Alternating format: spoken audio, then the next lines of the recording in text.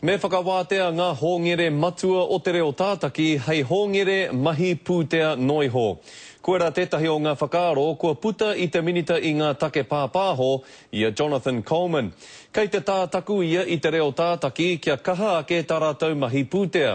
Engari ko te pātai ia ka pēhea rā ngā whakāturanga Māori a te reo tātaki i tēnei hiahia o te minita.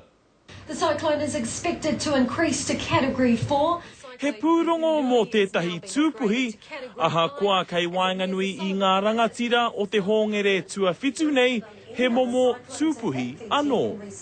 Ka hunuku tātu ngā kaupapa Māori pēnei te karere ki te tuaono me te tuawhitu, ka rangona, ka kitea ngā hōtaka Māori, ingari e kore e rangona whānuitia. Kua māro te ringa o te minita pāpāho ara o Jonathan Coleman, kia ka hāke te mahi moni a te reo tātaki.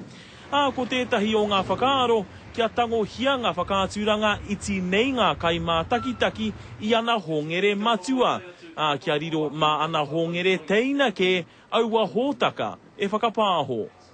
Te ngaro tērā wāhi, te ngaro atu ki te tuaono me te tuawhitu, kāre tikana tērā mahi kia au.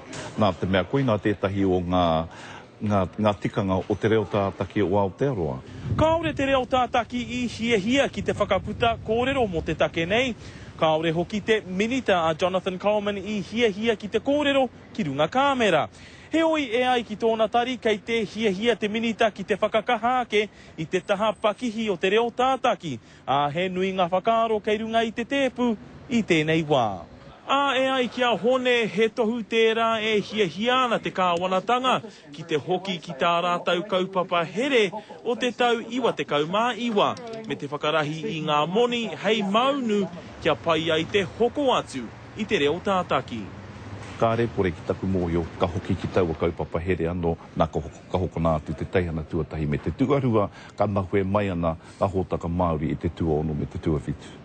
Ko te mate o tērā, mo te hunga hoko Freeview, hoko Sky rānei te tuaono me te tuawhitu. Tērā e tūpono te wā, me utu te tangata ki te mātaki i ngā hōtaka Māori a te reo tātaki. Ki ngi Kiriona, te karere.